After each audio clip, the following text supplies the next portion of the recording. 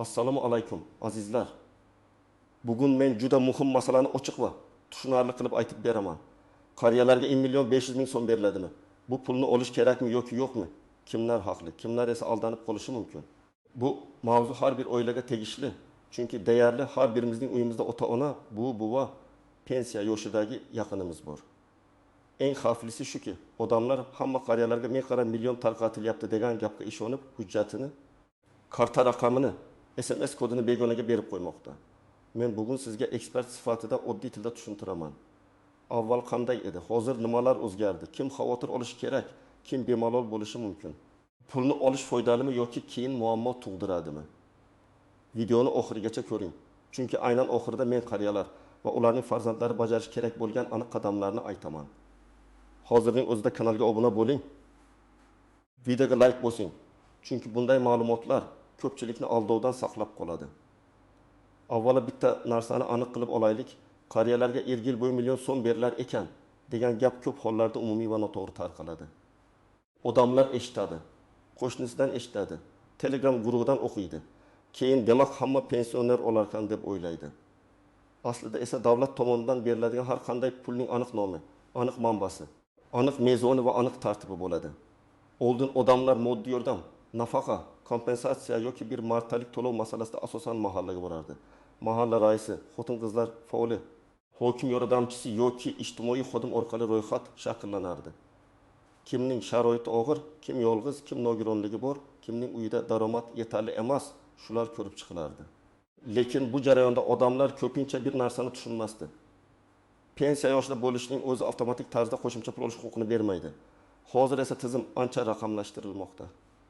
Ayrim yordamlar, ijtimoiy himoya yagona reyestri, inson ijtimoiy xizmatlar markazlari, mahalla yettiligi, pensiya jamg'armasi, bank tizimi yoki davlat xizmatlari orqali tekshiriladi. Ya'ni endi men qariyaman, menga albatta berilishi kerak degan yondashuv yetarli emas. Tizim sizning pensiyangizni, oilaviy daromadingizni, nogironlik holatini, yolg'iz yashashingizni, parvarishga muhtojligingizni, mulkingizni va boshqa mezonlarni ko'rishi mumkin. Shuning uchun 1 million degan raqamni ko'rganingizda birinchi savol shunday bo'lishi kerak. Bu pul nimaning puli? Bayram pulimi, moddiy yordammi, kompensatsiyami, davolanish uchun ajratilgan yordammi?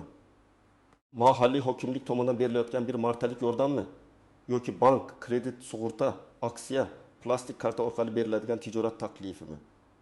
Mana shu savolga javob topmasdan turib, hech qanday ariza yozish, hech kimga pul berish, hech qanday kod aytish mumkin emas. Asosiy qism bil, kim bilishi kerak, kim xavotir olishi kerak, kim xavotir olmasligi kerak.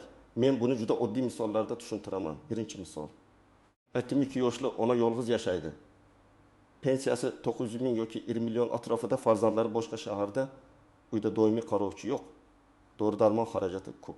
Bunday odam albatta mahalla va inson markazi orqali ijtimoiy yordamga muhtoj shaxs sifatida ko'rib chiqilishi mumkin. Unga 1 million so'm yoki boshqa miqdorda bir martalik yordam ajratilishi ehtimoli bor. Lekin bu hamma vaqt beriladi degan emas. Hujjatlar, o'rganish dalolatnomasi va mezonlar asosida hal qilinadi. Ikkinchi misol, 16 yoshli ota pensiyada, lekin 2 o'g'li bilan bir uyda yashaydi. O'g'illari rasmiy ishlaydi. Uyda avtomobil bor, oilaning umumiy daromadi yetarli. Bunday holatda otaning yoshi katta bo'lsa ham qo'shimcha moddiy yordam berilmasligi mumkin. Chunki tizim faqat yoshga emas, ehtiyojga qaraydi. Shu joyda ko'p odam xafa bo'ladi. Men ham pensionerman-ku, nega qo'shnim oldi, men olmadim? Sababi qo'shningizning sharoiti boshqa, sizniki boshqa bo'lishi mumkin. Uchinchi misol, bu nogironligi bo'lgan shaxs pensiya oladi, lekin parvarishga muhtoj. Davolanishi uchun har oy 6,7 ming so'mlik dori kerak. Bu yerda yordam masalasi faqat pensiya yoshiga emas, sog'liq holatiga ham bog'liq. Agar tibbiy hujjatlar to'g'ri bo'lsa, nogironlik guruhi tasdiqlangan bo'lsa, shifokor ko'rsatmalar bor bo'lsa, u holda ijtimoiy xizmatlar, moddiy yordam, reabilitatsiya vositalari yoki boshqa qo'llab-quvvatlash choralariga murojaat qilish kerak bo'ladi. 4-misol, 6 yoshli ayol pensiyaga chiqqan. Lekin nomida 2 xonadon bor. Bittasini ijaraga bergan, farzandlari muntazam pul yuboradi. U ham qariyalarga 1 million berilar ekan deb ariza topshirsa, rad javobi olishi mumkin. Bu rad javobi noqonuniy degani emas. Chunki ayrim yordamlar faqat ta'minlangan, yolg'iz og'ir ahvoldagi ijtimoiy himoyaga muhtoj shaxslarga beriladi. Har bir to'lovning o'z mezoni bor. 5-misol, sizga pensionerga telefon qilib, sizga 2 million tushadi. Kartangizni tasdiqlash uchun SMS kodini ayting deyishadi. Mana bu eng xavfli holat. Davlat idorasi, bank yoki mahalla xodimi sizdan hech qachon SMS kod, plastik karta pin kodi, ilova paroli, pasportingizni suratga olib Telegramdan yuborishni talab qilmasligi kerak. Agar kimdir hozir aytmasangiz pul ko'yadi desa, bu deyarli har doim firibgarlik belgisi. Qariyalarimiz ko'pincha ishonuvchan bo'ladi. Shuning uchun farzandlar buni alohida tushuntirishi shart. Endi o'lish kerakmi yoki yo'qmi degan savolga kelamiz. Agar pul rasmiy manbadan qonuniy tartibda ariza yoki ro'yxat asosida hech qanday pora va yashirin shartlarsiz berilayotgan bo'lsa, albatta olish mumkin. Bu sizning haqqingiz bo'lishi mumkin. Davlat ijtimoiy yordamni aynan ehtiyojmand odamlar uchun ajratadi. Lekin agar pulni olish uchun oldindan kimdir menga 1000 berasiz, kartangizni menga bering, telefoningizga kelgan kodni ayting, sizning nomingizdan kredit rasmiylashtiramiz, keyin yordam tushadi desa, bunday pulni olish emas. Darhol to'xtash kerak. Yana bir muhim nuansa. Ayrim odamlar agar men 1 million olsam pensiyam kamayib qoladim deb qo'rqadi. Odatda bir martalik moddiy yordam pensiyaning o'zini kamaytirmasligi kerak. Pensiya alohida huquq, moddiy yordam alohida yordam turi. Lekin ayrim holatlarda oilaning umumiy daromadi hisoblanadigan tizimlarda olingan to'lov keyingi oylar uchun kam ta'minlanganlik mezoniga ta'sir qilishi mumkin. Shu sababli pulning nomini bilish juda muhim. U pensiyaga qo'shimchami? Bir martalik moddiy yordammi? Kompensatsiyami yoki boshqa toifadagi to'lovmi? Kim xavotir olmasligi kerak? Agar siz pensiyangizni odatdagidek olayotgan bo'lsangiz, hech kim sizga qo'ng'iroq qilib shubhali ma'lumot so'ramagan bo'lsa, bank kartangiz ishlayotgan bo'lsa, siz hech qanday noma'lum havolaga kirmagan bo'lsangiz, vahima qilish shart emas. Shunchaki rasmiy manbalardan tekshiring. Kim xavotir olishi kerak? Agar sizning nomingizdan kimdir ariza yozgan bo'lsa, telefoningizga bankdan tasdiqlash kodi kelgan bo'lsa, kartangizdan pul yechilgan bo'lsa, yoki sizga yordam olish uchun qarz shartnomasi imzolang deyishgan bo'lsa, darhol harakat qilish kerak. Eng katta xato shuki, odamlar pul miqdoriga qaraydi, shartiga qaramaydi. 1 million so'm yaxshi yordam, ayniqsa dori, oziq-ovqat, kommunal to'lovlar uchun katta ko'mak bo'lishi mumkin. Lekin bu pul qanday rasmiylashtirilayotgani muhim. Masalan, sizga bu yordam deyishadi, lekin aslida bank ilovasida mikroqarz rasmiylashtirib qo'yishadi. Pensioner esa hujjatni o'qimaydi, faqat pul tushar ekan deb imzo qo'yadi. Bir oydan keyin foiz chiqadi, qarzdorlik boshlanadi, karta bloklanadi. Shuning uchun har qanday hujjatda qarz, kredit, mikroqarz, foiz, muddat, majburiyat degan so'zlarni ko'rsangiz, 2 marta o'ylang. Ikkinchi xavf, vositachilar. Ayrimlar men mahallada tanishim bor, 1 million chiqarib beraman, faqat oldindan pul berasiz deydi. Bunday gaplarga ishonmang. Rasmiy ijtimoiy yordam uchun pora berish ham, pora olish ham noqonuniy. Eng yomoni, siz pul berasiz, keyin yordam chiqmaydi, vositachi yo'qoladi. Yoki u sizning pasport nusxangiz bilan boshqa ishlarni qilishi mumkin. Shuning uchun arizani faqat rasmiy idoraga, mahallaga, inson markaziga yoki davlat xizmatlari orqali topshiring. 3-nuansa, ro'yxatda bor yo'qlik. Ba'zi yordamlar mahalla tomonidan shakllantirilgan ro'yxat asosida beriladi. Agar qariya haqiqatda muhtoj bo'lsa-yu, lekin uning holati mahallada qayd etilmagan bo'lsa, u ro'yxatga tushmay qolishi mumkin. Masalan, bu uydan chiqmaydi, hech kimga arz qilmaydi. Farzandlari uyaladi. Mahalla esa uning real ahvolini bilmaydi. Natijada yordam boshqa odamlarga ketadi. Bu yerda uyalmang. Ijtimoiy yordam so'rash uyat emas. Agar inson haqiqatan muhtoj bo'lsa, bu uning qonuniy huquqi. 4-nuansa, yolg'iz yashash masalasi. Ba'zan qariya men yolg'izman deydi, lekin ro'yxatda farzandi shu manzilda propiskada turadi. Tizim esa oilada mehnatga layoqatli farzand bor deb ko'rishi mumkin. Aslida farzand Rossiyada, Toshkentda yoki boshqa joyda yashashi yordam bermasligi mumkin. Bunday holatda og'zaki gap yetmaydi. Mahalla dalolatnomasi, qo'shnilar tushuntirishi, farzandning real yashash joyi, daromadi haqidagi ma'lumotlar kerak bo'lishi mumkin. Demak, hujjat va real holat bir-biriga mos bo'lishi juda muhim. 5-nuansa, pensiya kartasini boshqalarga berish. Men ko'p ko'rgan holat, bu yoki bu pensiya kartasini o'g'liga, keliniga, qo'shnisiga berib qo'yadi. Keyin karta orqali pul keladi, pul yechiladi, qariya esa bilmay qoladi. Agar qo'shimcha yil bo'yi million tushsa ham egasi ko'rmasligi mumkin. Shuning uchun qariyaning kartasi o'zida bo'lsin yoki ishonchli farzand nazoratida bo'lsin. Bank SMS xabarnomasi farzand telefoniga ulangan bo'lsa ham qariya bundan xabardor bo'lishi kerak. 6-nuvonchi har bir hududda tartib farq qilishi mumkin. Respublika darajasidagi to'lovlar hamma joyda bir xil bo'ladi. Lekin mahalliy hokimlik homiylar, saxovat va ko'mak jamg'armasi bayram arafasidagi yordamlar hududga qarab farq qilishi mumkin. Bir tumanda 1 million berilgan bo'lsa, boshqa tumanda 5-4 ming yoki oziq-ovqat to'plami berilishi mumkin.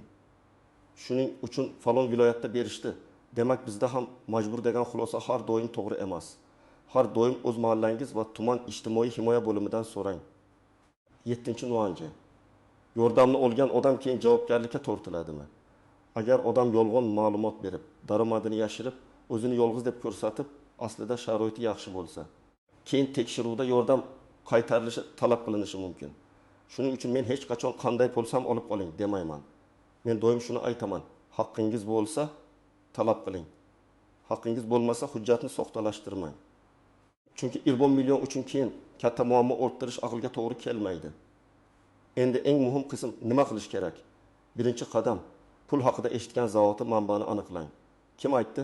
Mahalla aytdimi? Inson markazi aytdimi? Pensiya jamg'armasi aytdimi? Bank aytdimi? Yoki Telegramdagi noma'lum kanalmi? Agar manba noma'lum bo'lsa ishonmang. Rasmiy idoraga telefon qiling yoki o'zingiz boring.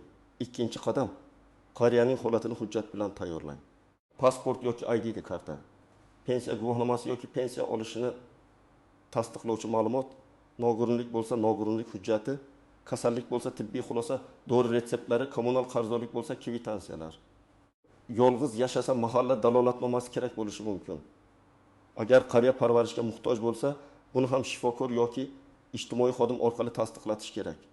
3-qadam mahallaga borib og'zaki gap bilan cheklanib qolmang. Mening onam yoki otam shunday ahvolda, moddiy yordam masalasini ko'rib berishingizni so'rayman deb yozma ariza qoldiring. Arizada qariyaning FIShi, manzili, telefon raqami, pensiya miqdori, sog'lig'i, oilaviy sharoiti, nima sababdan yordam kerakligi aniq yozilsin.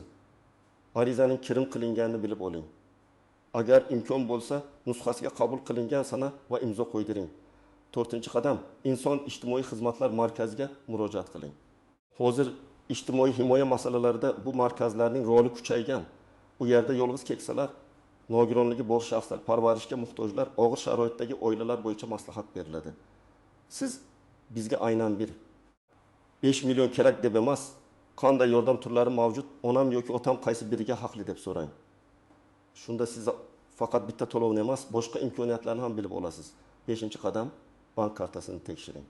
Agar qariyaning pensiyasi kartaga tushsa, bank ilovasida yoki bank bo'limida oxirgi operatsiyalarni ko'ring. Noma'lum yechimlar, kredit, mikroqarz, avtomatik to'lovlar yo'qmi tekshiring. Agar SMS kod begonalarga aytilgan bo'lsa, darhol bankka boring, kartani blok qiling, yangi karta oching, parollarni almashtiring. Bu ishni kechiktirmang, chunki firibgarlar bir necha daqiqada pulni yechib olishi mumkin. 6-qadam hech qachon oldindan pul bermang. Yordam chiqarib beraman degan odamga xizmat haqi, komissiya, sovg'a, benzin puli, hujjat puli deb pul bermang. Rasmiy davlat yordami uchun fuqarodan bunday to'lov olinmaydi. Agar kimdir talab qilsa, uning ismi, lavozimi, telefon raqamini yozib oling va yuqori tashkilotga murojaat qiling. Bu nafaqat sizni, balki boshqa qariyalarni ham himoya qiladi. 7-qadam, agar rad javobi olsangiz, sababini so'rang. Sizga berilmaydi degan gapning o'zi yetarli emas. Nega berilmaydi? Daromad yuqori deb topildimi? Hujjat yetishmadimi? Ro'yxatga kirmadimi? Mezonga mos kelmadimi? Sababini bilsangiz xatoni tuzatasiz. Masalan, tibbiy hujjat yetishmagan bo'lsa, shifokordan ma'lumot olasiz. Yolg'iz yashash tasdiqlanmagan bo'lsa, mahalla dalolatnomasi tuziladi. Daromad noto'g'ri hisoblangan bo'lsa, qayta ko'rib chiqishni so'raysiz. 8-qadam. Farzandlar ota-onasiga bu mavzuni albatta tushuntirsin. Men tavsiya qilaman. Bugunoq ota-onangizga qo'ng'iroq qiling va 3ta qo'yida ayting. Birinchisi, SMS kodni hech kimga aytmang. Ikkinchisi, kartani hech kimga bermang. Uchinchisi, pul va yordam haqida qo'ng'iroq qilishsa, avval menga ayting.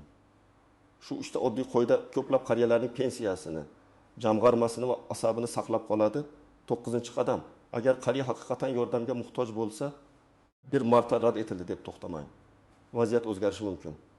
masalan, kasallik og'irlashdi, dori xarajati ko'paydi, farzandi ishsiz qoldi, uyda yong'in yoki boshqa favqulodda holat bo'ldi. Bunday vaziyatlarda qayta murojaat qilish mumkin. Eng muhimi, har safar hujjat bilan, aniq sabab bilan, xotirjam va qonuniy yo'l bilan murojaat qiling. 10-qadam, ma'lumotni faqat rasmiy joydan oling. Mahalla tuman hokimligi, inson markazi, pensiya jamg'armasi, bankning rasmiy telefoni, MyBookBuz kabi manbalardan tekshiring. Telegramdagi tezda ro'yxatdan o'ting. Havolaga kiring. Kartangizga pul tushadi degan xabarlar ayniqsa xavfli. Havolaga kirib, karta ma'lumotlarini kiritish orqali odam o'z pulini o'zi firibgarga topshirib qo'yadi. Demak, azizlar, qariyalarga ilgi bo'y million so'm masalasida eng muhim haqiqat shuki, bunday pul hamma pensionerga avtomatik beriladi deb o'ylash noto'g'ri. Har bir yordamning o'z mezoni, manbasi va tartibi bor. Agar qariya haqiqatdan muhtoj bo'lsa, yolg'iz yashasa, nogironligi bo'lsa, davolanish xarajati ko'p bo'lsa, hujjat bilan murojaat qilish kerak. Agar pul rasmiy va qonuniy bo'lsa, olishdan qo'rqmang. Lekin SMS kod, karta paroli, oldindan to'lov, noma'lum havola, mikroqarz va vositachilardan juda ehtiyot bo'ling. Men sizga ekspert sifatida shuni maslahat beraman.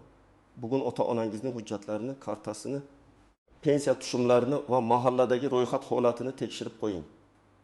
Birgina ehtiyotsizlik yig'ida million yordam emas, butun pensiyaning yo'qolishiga olib kelishi mumkin.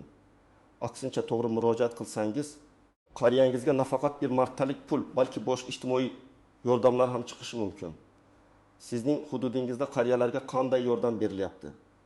20 million olganlar bormi yoki sizga rad javobi berishdimi? Izohlarda yozing. Bir-birimizga foydali tajriba bo'ladi. Videoga like bosing, kanalga obuna bo'ling va bu videoni ota-onasi, buvisi yoki buvasi bor yaqinlaringizga yuboring. Chunki bugungi ma'lumot kimnidir aldovdan, kimnidir esa o'z haqidan bexabar qolishdan saqlab qolishi mumkin.